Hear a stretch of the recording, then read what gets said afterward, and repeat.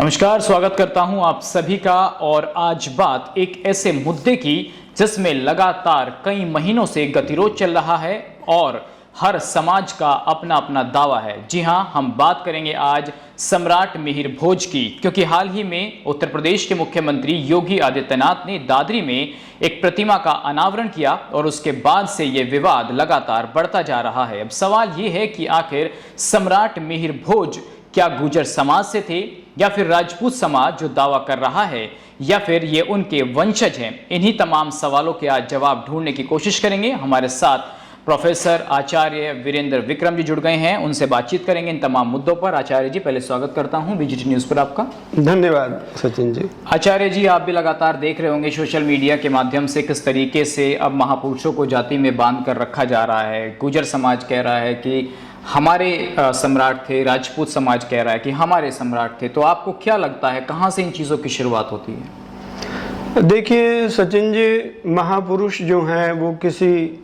एक समाज या जाति के बंधन से ऊपर होते हैं। वो सारे समाज के एक प्रेरणा स्रोत होते हैं।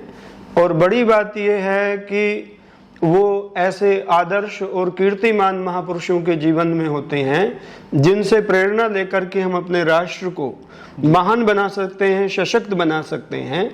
पर इतिहास जब लिखा जाता है तो इतिहास तथ्यों और प्रमाणों के आधार पर चलता है। इसलिए इतिहास का ये धर्म कहता है कि जो सम्राट या जो महापुरुष जिस वंश कुल में उत्पन्न हुआ तो उसका कुल, उसका वंश, उसकी बैकग्राउंड, उसका पूरा परिवेश अंकित किया जाना चाहिए। इतिहास इसी का नाम है। और भारत के जो वंश हैं वो सब बहुत गौरवशाली रहे हैं। उनकी परंपरा अगर उन्हें को स्मरण करते हैं तो वो हमें ऐसा दायित्व बोध देते हैं जिससे उनके बलिदान, उनका उज्जवल जो कार्य हैं उनके, वो उससे झलकते हैं। इसलिए उस पर शर्मिंदा ना हो करके हमें इतिहास के परिप्रेक्ष्य को खुले मन से स्वीकार करना चाहिए। लेकिन इन दिनों जो ये विवाद चल रहा है, सोशल मीडिया पर तरह तरह की बातें हो रही हैं, क्या इन चीज़ों का कोई ठोस सबूत है कि सम्राट मिहिर भोज गुर्जर थे, या ये सबूत मिलता है इतिहास में कि नहीं वो राजपूत समाज से थे?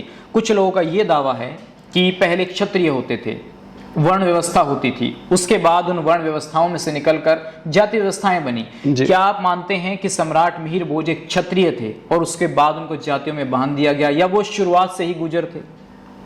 देखिए, क्षत्रिय तो कोई जाति नहीं है। क्षत्रिय तो भारत में एक वर्ण है जो हमारी वैदिक व्यवस्था के अंतर्गत आता है, जिसमें 4 वर्ण है, ब्राह्मण, क्षत्रिय, वैश्य और शूद्र। पर ये कर्म पर आधारित थे, जन्म पर नहीं। वर्ण व्यवस्था महाभारत के अंत में आकर के समाप्त हो गई थी और फिर जन्मना जातीय व्यवस्था का उदय हुआ। और मनु महाराज ने लिखा, जन्मना जायते शूद्र है। जन्म से तो सभी शूद्र होते हैं। संस्कारात् द्विजुच्यते, संस्कार से व्यक्ति द्विज बनता है, महान बनता है। इसलिए संस्कार, योग्यता और गुण, कर्म, स्वभाव, उसी पर वर्ण आधारित होता है। योगेश्वर भगवान कृष्ण ने भी गीता में कहा कि चातुर्यम वर्ण मया सृष्टम गुण कर्म विभाग से, कि 4 वर्ण जो सृजित किए गए हैं वो गुण, कर्म और स्वभाव के आधार पर ही हैं। तो इसलिए क्षत्रिय को जाति के साथ जोड़ना या किसी जाति विशेष को क्षत्रिय कहना, ये किसी भी तरह से उचित नहीं है।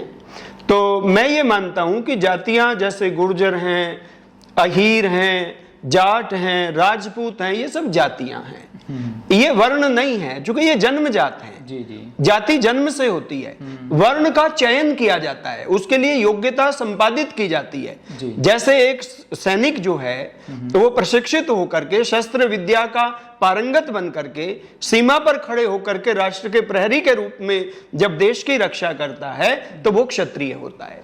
वहां आप उसकी जाति नहीं देखेंगे, बिल्कुल, क्योंकि वो सैनिक के धर्म में, क्षात्र धर्म में वो दीक्षित है। तो इसलिए जन्म से नहीं बल्कि कर्म से क्षत्रिय है। लेकिन अब इस तरीके की बातें क्यों हो रही है? क्यों? अब आपने दादरी के अंदर देखा होगा, गुर्जर शब्द पर इतना हो हल्ला हो रहा है, पंचायतें हो रही हैं, सरकारों को टारगेट किया जा रहा है, सोशल मीडिया पर बहुत अलग अलग तरीके की भाषाएं बोली जा रही हैं, तो ये कैसे सिद्ध होगा आचार्य जी कि सम्राट मिहिर भोज एक क्षत्रिय थे और महापुरुष किसी जाति में नहीं बन सकते? तो फिर ये कैसे सिद्ध होगा? दोनों समाज एकजुट कैसे होंगे और कैसे भाईचारा बढ़ेगा? कैसे तथ्यों के आधार पर साबित होगा? देखिए, सबसे बड़ी जो इसमें बात है तथ्यों के आधार पर, जो आप तथ्यों की बात कह रहे हैं, तो वो बहुत महत्वपूर्ण है इतिहास में। तथ्य बताते हैं कि मिहिर भोज जिस डायनेस्टी में पैदा हुए, जिस राजवंश में उनका जन्म हुआ, वो गुर्जर प्रतिहार है जी। और ऐसा नहीं कि ये बात हम ही कह रहे हैं, सारी दुनिया में जहां भी ये डायनेस्टी पढ़ाई जाती है, गुर्जर प्रतिहार वंश के नाम से ही ये डायनेस्टी फेमस है। 1957 में डॉक्टर बैजनाथपुरी ने ऑक्सफोर्ड यूनिवर्सिटी में शोध किया गुर्जर प्रतिहारों पर, और उन्होंने शोध करके अपने शोध ग्रंथ में इस बात को सिद्ध किया कि गुर्जर प्रतिहार राजपूत नहीं बल्कि गुर्जर थे जी। उन्होंने स्पष्ट रूप से उस पर एक एक चीज पर शोध करके, जितने शिलालेख थे उन पर विचार किया तात्कालिक, जितना समकालीन साहित्य था उस पर विचार किया। उस समय जो विदेशी राइटर भारत में आए उन्होंने भी उनको गुर्जर लिखा, उन्होंने वो संदर्भ भी सब उसके अंदर दिए हैं। तो इस प्रकार से और उनके जो समकालीन डायनेस्टी थी, जैसे दक्षिण में उस समय राष्ट्रकूट डायनेस्टी थी जी, और पूरब में जो है पाल डायनेस्टी थी बंगाल के अंदर।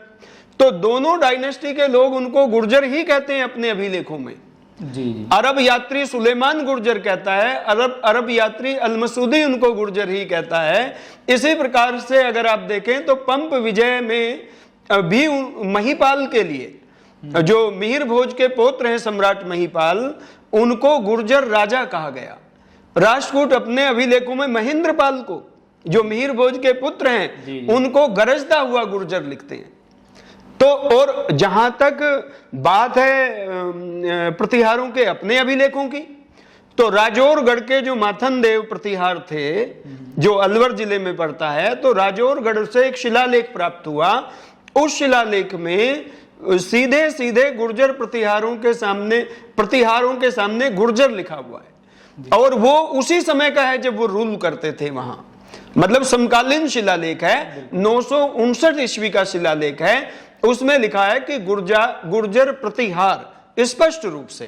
तो सारे इतिहासकारों ने राजौरगढ़ के शिलालेख के आधार पर इस बात को स्वीकार किया कि प्रतिहारों का जो ओरिजिन है वो गुर्जर है। एक बात ये भी कही जाती है कि चाहे बटेश्वर का हम जिक्र कर लें, वहाँ 200 मंदिर बनाए गए थे, और उस वक्त के दौर में इतने ज़्यादा मंदिर एक जगह पर कहीं नहीं थे, और वहाँ पर इस तरीके की बातें हुई। तो ये कहा गया कि वो क्षेत्र का नाम होता था, गुर्जर कोई जाति या इस तरीके की बात नहीं थी, एक क्षेत्र को गुर्जर कहा जाता था। जबकि ये राजपूत समाज के लोगों का कहना है कि वो एक क्षेत्र के आधार पर बात बोली जाती है। लेकिन गुर्जर समाज का ये दावा है कि अगर वहाँ गुर्जर रहते थे तभी तो उसको गुर्जर बोला जाता था। तो क्या ये भी कहीं तथ्य हैं, प्रमाण हैं? देखिए सचिन जी, इसमें जो महत्वपूर्ण बात है वो ये है कि प्रतिहार राजाओं ने स्वयं अपनी जाति का उल्लेख किया है।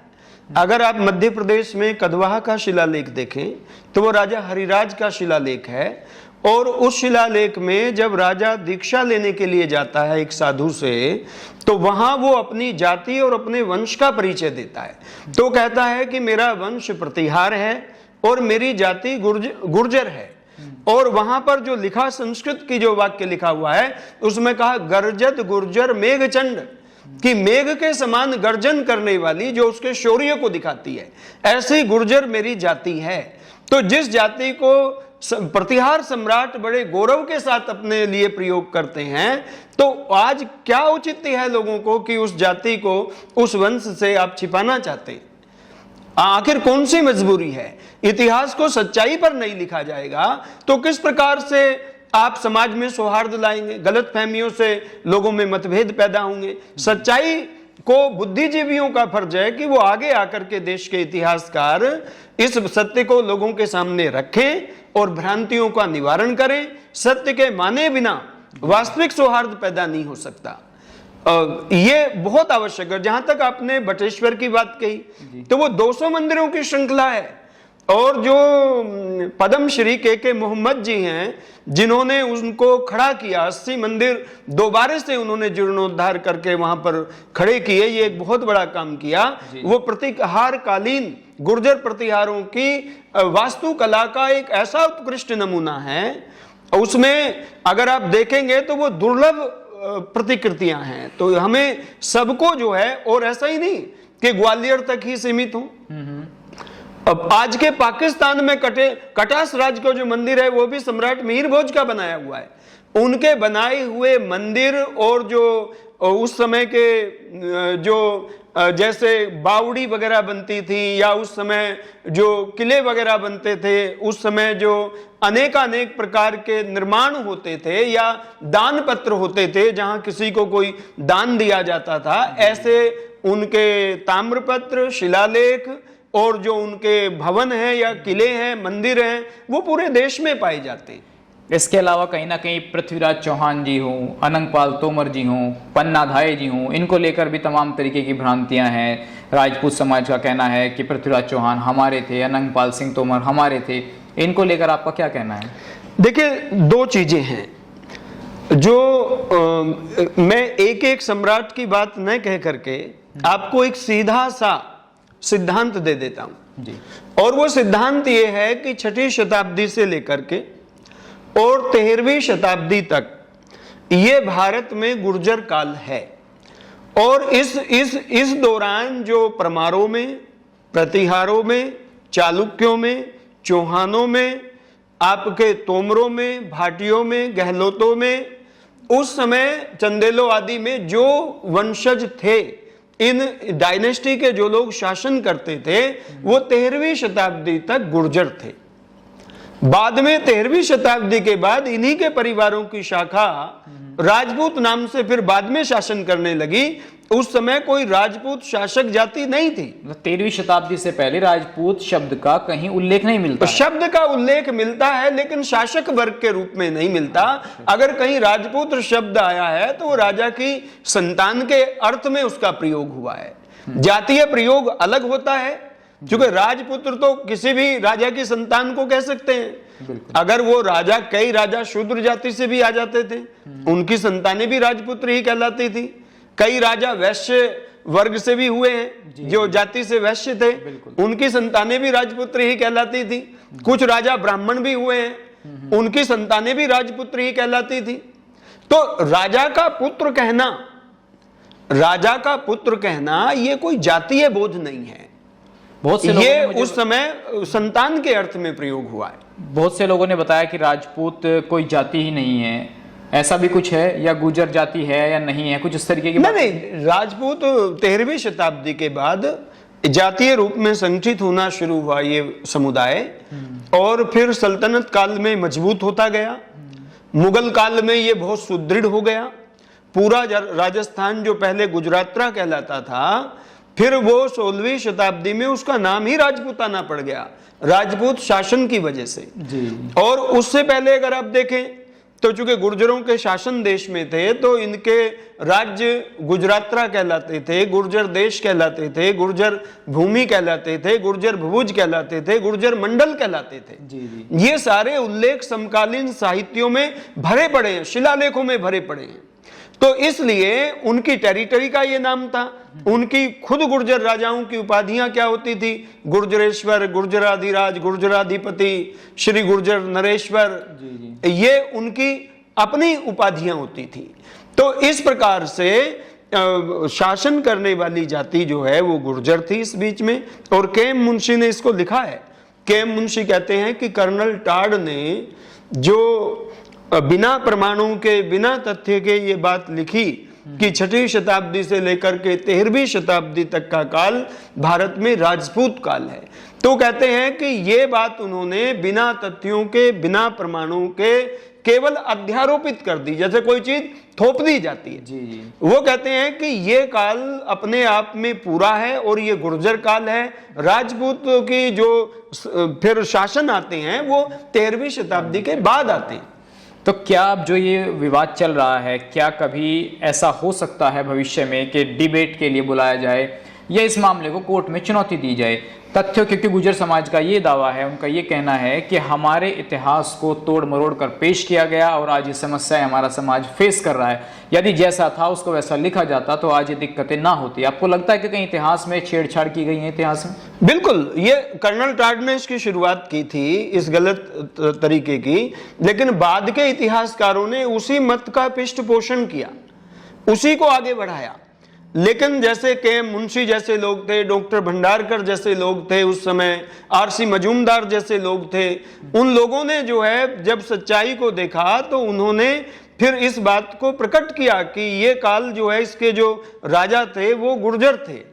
तो मेरा मतलब कहने का ये है कि अगर हम जहां तक कानून की और कोर्ट की बात आप कह रहे हैं, तो कोर्ट में ये मामला मध्य प्रदेश में जा चुका है, हाई कोर्ट की डबल बेंच में ये मामला गया हुआ है और वहां तथ्यों के और प्रमाणों के आधार पर यह चीज सिद्ध भी हो जाएगी। चूंकि प्रतिहारों के लिए कहीं भी मिहिर भोज जिस डायनेस्टी से आते हैं वो 1036 तक चली कन्नौज में। जी जी। 723 में जो इनका पराक्रमी शासक था नागभट्ट, जी जी, नागभट्ट 730 से चलते हैं, अपने अंपायर को खड़ा करते हैं और राजा तो ये कई पीढ़ियों से थे, प्रतिहार नागभट्ट की भी कई पीढ़ी पहले से थे, पर जो अंपायर है जिसको आप साम्राज्य कहते हैं वो बनाने वाले थे नागभट्ट, जिन्होंने पूरे उत्तर भारत को एकता के सूत्र में पिरोया।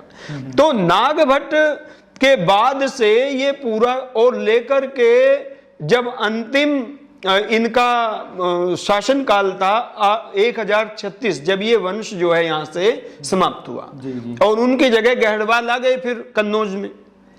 तो किसी एक राजा के साथ भी इस बीच में इतनी लंबी डायनेस्टी में राजपूत शब्द का कहीं भी प्रयोग नहीं हुआ और गुर्जर शब्द की भरमार है। पूरे इतिहास में प्रतिहारों के लिए गुर्जर शब्द का इतना प्रयोग किया गया उनके लिए, विदेशी राइटर्स के द्वारा भी, अल मसूदी ने भी किया, सुलेमान ने भी किया, आपके बाद के आने वाले अरब यात्री थे अल बिलादुरी उसने भी किया, अबू जैद ने भी किया, कई लोगों ने किया। लेकिन इसी तरह से राष्ट्रकूट और पाल भी कर रहे हैं। अब मैंने आपको उदाहरण दिया अभी प्रतिहार राजा हरिराज का, मैंने उदाहरण दिया आपको अलवर के जो राजौरगढ़ के शिलालेख का, सब जगह तो उनको गुर्जर है। लेकिन लोकेंद्र सिंह कालवी कह रहे हैं या और राजपूत समाज के लोग हमने देखा फेसबुक पर कह रहे हैं कि हम दावे के साथ कह सकते हैं ये हमारे थे। तो इनको राजपूत समाज से कैसे जोड़ा जा सकता है? और गुर्जर समाज का जो अपना दावा है, क्या यहाँ पर भी वो स्थिति बनने वाली है जो मध्य प्रदेश में बनी है कि नहीं भाई हाई कोर्ट में जाइए या इसको दावा कर दीजिए कोर्ट में, ऐसा संभावनाएं लग रही है यहाँ पर? ऐसी तो कोई संभावना नहीं है, पर मैं आपको एक चीज कह रहा हूं, जिन लोगों को इतिहास की समझ नहीं है, जो लोग इतिहास को समझते हैं, जो तथ्यों को जानते हैं, उनको ये पता है। अब उनका तो मैंने एक वक्तव्य ये भी सुना था, वो कह रहे थे जी गुर्जर तो 300 साल से पहले थे ही नहीं। अब उनके वक्तव्य पे कोई बात भी करे तो क्या बात करे, कितनी समझदारी की बात करे। एक और वो कहते हैं पन्ना धाय गुजरी थी, उसने महाराणा प्रताप के बाप की रक्षा की थी, उदय सिंह को बचाया था। और अगर इस बात को भी मान लो तो ये भी घटना 500 वर्ष पुरानी है और अभी वो यहाँ आके पीसी में दावा कर रहे कि 300 साल से पहले गुर्जरों का। तो ऐसी ही बातों पर, तथ्यहीन बातों पर चर्चा करने का कोई औचित्य नहीं है। एक बहुत वैसे सवाल मुझे नहीं लगता कि आपसे पूछना चाहिए, लेकिन फिर भी लोग सोशल मीडिया पर इस सवाल को बहुत तेजी से उठा रहे हैं कि गुर्जर समाज तो भैंसों को चराने का काम करते थे, क्या उनको ये स्वीकार नहीं हो रहा है कि जो भैंस चराते थे क्या उनका इतिहास इतना गौरवशाली रहा होगा? क्या इस तरीके की बातें करना जायज है? देखिए, दो बातें हैं, ये सब अज्ञानता की बातें जो लोग इस तरह की बातें कर रहे हैं और अपनी ओछी मानसिकता का लोग परिचय दे रहे हैं। भारत में पशुधन, गाय चराना, गायों का पालन करना, ये बड़े गौरव की बात थी। क्षत्रिय शिरोमणि भगवान कृष्ण स्वयं गवाले थे, उन्होंने खुद गाय चराई, उनका एक नाम गोपाल भी है। और राजा महाराजा तो कोई एक ही बनता था, बाकी इतनी बड़ी कम्युनिटी होती थी, कोई सेना में होता था, कोई कृषि करता था, कोई पशुपालन करता था। राजौरगढ़ के शिलालेख में स्पष्ट लिखा है कि गुर्जर राजा भी है और जितने आसपास के क्षेत्र है उस पर कृषि भी गुर्जरों के द्वारा की जाती है। तो ये कृषि करना भी पहले गौरव की बात होती थी, आज कृषि उपेक्षित हो गई सरकार की नीतियों के कारण। उस समय कहते थे उत्तम खेती मध्यम बान, निषिद्ध चाकरी भीख नदान, ये एक परंपरा थी भारत में। वेद कहता है कृषिमित कृषिष्व, कि कृषि के तुल्य श्रेष्ठ कर्म कर, कृषि को बहुत श्रेष्ठ कर्म माना गया है। और पशुपालन, आप देखिए महाभारत में जो युद्ध हुआ विराट नगर में, कौरवों ने जो उनकी गाय तो हरण की थी, बिल्कुल राजा विराट की, तो उनकी गाय हरण करने के कारण ही अर्जुन ने सारे कौरवों को पराजित करके उन गायों को छुड़ाया था। गाय गोधन कितना महत्वपूर्ण होता था। आज भी कहते हैं गोधन गजधन वाजिधन और रतन धन खान। सारे धनों में सबसे पहले रतन तो बाद में आता है, सबसे पहले गौधन आता है। बिल्कुल। तो गौधन की भारतीय संस्कृति का आधार है गाय हमारी। तो इसलिए ये कहना कि ये गाय चराते थे, भैंस चराते थे और अपने आप को ये दिखाना कि हम सब राजा महाराजा थे, ये एक मिथ्या अहंकार। एक अहंकार तो होता है चलो वही है फिर भी अहंकार है, ये मिथ्या अभिमान है, अहंकार मतलब जो है भी नहीं फिर भी अहंकार करना। एक हमने गुर्जर समाज के लोगों की मीटिंग्स में ही सुना है कि उन लोगों ने कहा कि हम चंद्रवंशी हैं, और इसका जो उल्लेख मिलता है वो लक्ष्मण जी से मिलता है, क्योंकि जो प्रतिहार हैं वो कहीं ना कहीं प्रहरी के तौर पर काम करते थे। तो क्या गुर्जर समाज का कोई लिंक लक्ष्मण जी से भी है? बिल्कुल। ग्वालियर प्रशस्ति में स्पष्ट कहा गया है कि गुर्जर प्रतिहार वंश जो है वो राम के छोटे भाई लक्ष्मण से आता है। गुर्जर सूर्यवंशी हैं, चूंकि लक्ष्मण ने रामचंद्र जी की प्रतिहारी की थी, वो उनके रक्षक थे, उनके द्वारपाल बनकर के वहां उनकी सेवा करते थे। जब रामचंद्र जी वनवास में थे तब भी वो बाहर पहरेदारी करते थे रात्रि में, वो पूरी रात जागा करते थे, क्योंकि वन में कोई भी हिंसक प्राणी या व्यक्ति कोई भी आकर के जीवन लीला समाप्त कर सकता है। तो उन्होंने वहां जो वो रक्षा का कार्य किया, इसीलिए वो प्रतिहार कहलाए। और गुर्जर प्रतिहारों ने भी भारत की पश्चिमी सीमाओं पर जिस प्रकार अरब आक्रांताओं का जमकर के मुकाबला किया और 3 शताब्दियों तक उनको पराजित करके रखा, ये उनके सीमा के प्रतिहार होने का, प्रहरी होने का प्रमाण है। तो प्रहरी का अर्थ है पहरेदार। तो एक अंतिम सवाल बस यही है कि आसान भाषा में कह दिया जाए कि सम्राट मिहिर भोज के नाम के सामने जो गुर्जर लगाया जा रहा है, और ये लगभग 20 सालों से ऐसा होता हुआ आ रहा है, चाहे अटल बिहारी वाजपेयी जी की बात कर लें, चाहे साहेब सिंह वर्मा जी की बात कर लें, पूर्व मुख्यमंत्री की, तब ये विवाद नहीं हुआ। अब इस विवाद को हवा क्यों दी जा रही है? क्योंकि कुछ लोगों का ये मानना है कि उत्तर प्रदेश के मुख्यमंत्री जब से सीएम बने हैं तब से इस तरीके की बातें ज्यादा हो रही हैं। क्या आपको लगता है कि एक मुख्यमंत्री को जाति में बंधना चाहिए, और जो लोग उनको बांधने की कोशिश कर रहे हैं ये गलत है? बिल्कुल ऐसा नहीं होना चाहिए। देखिए, शासक का कोई धर्म नहीं होता। शासक संविधान की शपथ लेता है, उसके लिए सारे वर्ग, सारे समुदाय एक जैसे होते हैं। अगर हम संविधान की शपथ का निर्वहन नहीं करते तो ये हमारा आत्मिक पतन है। एक सामान्य व्यक्ति को भी ये गरिमा बोध होता है कि मैं किस बड़े पद पर बैठा हूं। तो इसलिए शासकों के लिए तो वो इस चीज से ऊपर होते हैं, और मैं समझता हूं कि वैसे ही आचरण की उन लोगों से अपेक्षा भी की जाती है। और दूसरी बात मैं ये कहना चाहता हूं कि पहले इन बातों पर विवाद नहीं हुआ। साहिब सिंह वर्मा ने राष्ट्रीय राजमार्ग NH-24 का उद्घाटन किया जी। और उन्होंने आज भी वो बहुत बड़ा शिलापट उस पर गुर्जर सम्राट मिहिर भोज के नाम का लगा हुआ है। 9 किलोमीटर का मार्ग पूरा गुर्जर प्रतिहार सम्राट के लिए उन्होंने समर्पित किया जी। और इसी प्रकार से अक्षरधाम में अटल जी के द्वारा किया गया, और उसके बाद तो फिर बहुत जगहों पर हुआ, आप देखते हैं पूरे देश में हुआ। तो अब ये विवाद क्यों बढ़ाया जा रहा है? ये अनावश्यक रूप से कुछ लोग ऐसी राजनीति कर रहे हैं जो मतलब पूरा, मैं वर्ग की बात नहीं कहता, वर्ग में तो जैसे गुर्जरों में लोग हैं वैसे ही राजपूतों में भी हैं, उनमें कोई फर्क नहीं है, एक जैसे सब लोग हैं। पर कुछ लोग ऊपर बैठ करके कुछ अपने अलग से संगठन बना करके और फिर वो ऐसी राजनीति करते हैं अलगाववाद की।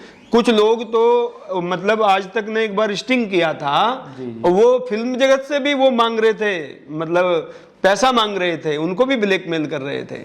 तो ये कुछ इस तरह की प्रवृत्तियां जन्म ले रही हैं जो खुद को, अपने आप को ज्यादा बड़ा लीडर सिद्ध करने के लिए, अपने आप को ज्यादा बड़ा पैरोकार सिद्ध करने के लिए। लीडर और पैरोकार वो होता है जो सत्य का समर्थक होता है, जो अपने समुदाय का मार्गदर्शन करता है, जो उनकी भ्रांतियों को दूर करता है, वो तो उस वर्ग को कमजोर कर रहे हैं ऐसा करके। भाई जब सौहार्द बिगड़ता है, अगर दोनों समुदाय एक साथ मिलकर चलते हैं, राजपूतों का और गुर्जरों का भ्रातृभाव बहुत अच्छा रहा है, दोनों समुदाय हमेशा मिलकर के चले तो दोनों की ताकत बढ़ती है।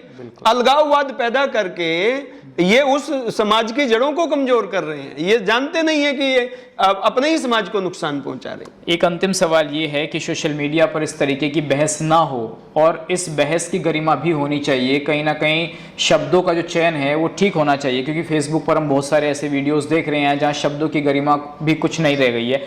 एक अंतिम सवाल आपसे ये है कि जो लोग राजपूत समाज की ओर से ये दावा कर रहे हैं कि ये सम्राट राजपूत वंश से थे, तो क्या आप उनको ये चुनौती देते हैं कि किसी मंच पर यदि आने का अवसर मिला तो आप मंच पर आइए, हम डिबेट करने के लिए तैयार हैं? क्या इस पर आप उन लोगों को आमंत्रण देंगे? देखिए, मीडिया लोकतंत्र का चौथा स्तंभ है। लोगों के विचारों का परस्पर आदान प्रदान करने का, बड़ी बड़ी विचार गोष्ठियां और चर्चाओं का ये एक ऐसा माध्यम है जो जिसमें जनमत का निर्माण करता है, लोगों की ओपिनियन बनती है। तो सत्य के निर्णय के लिए पहले भी शास्त्रार्थ होते थे राजा महाराजाओं की अध्यक्षता में, तत्व के निर्णय पे लोग पहुंचते थे, तर्क करते थे, वितर्क करते थे, लेकिन अंत में सत्य निर्णय होता था सत्य का, और जो निर्णित सत्य होता था उसे सब स्वीकार करते थे। तो ये स्वस्थ चर्चाएं होनी चाहिए, डिबेट होनी चाहिए, विचार गोष्ठियां होनी चाहिए, ताकि लोगों के पास तक जानकारी पहुंचे। बिल्कुल, जब लोगों के पास जानकारी पहुंचेगी तो गुमराह होने वाली स्थिति समाप्त हो जाएगी। इसलिए मीडिया का भी ये धर्म है, और मैं कहता हूं विचारशील व्यक्ति हर समाज में होते हैं, और दोनों ही समाज जो हैं वो राष्ट्रभक्त समाज हैं, वो दोनों बड़े जिम्मेदार और संस्कृति से जुड़े हुए लोग हैं। लेकिन कुछ लोग हैं जो इस तरह की बातें करते हैं, मैं कहता हूं कि वो लोग बिल्कुल नगण्य हैं, वो उनकी कोई इतनी संख्या नहीं है, पर फिर भी गलतफहमी जब ऊपर से फैलाई जाती है तो कई बार लोग उसका शिकार हो जाते हैं।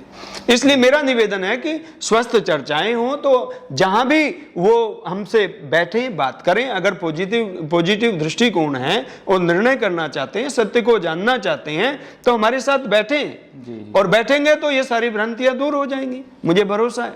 चलिए, बहुत धन्यवाद आचार्य जी हमसे बातचीत करने के लिए, अपना कीमती समय देने के लिए। तो आचार्य जी ने अपने बहुत अच्छे शब्दों के साथ, इतिहास की जानकारियों के साथ आप सबको समझाने की कोशिश की थी कि जो ये विवाद चल रहा है इसके पीछे की असली वजह क्या है और इतिहास इस बारे में क्या कहता है। फिलहाल इस वीडियो में बस इतना ही। खबर को अगर आप फेसबुक पर देख रहे हैं तो हमारे फेसबुक पेज को लाइक और फॉलो जरूर कीजिए, और अगर आप यूट्यूब पर देख रहे हैं तो हमारे चैनल को यूट्यूब पर जाकर अभी सब्सक्राइब कीजिए।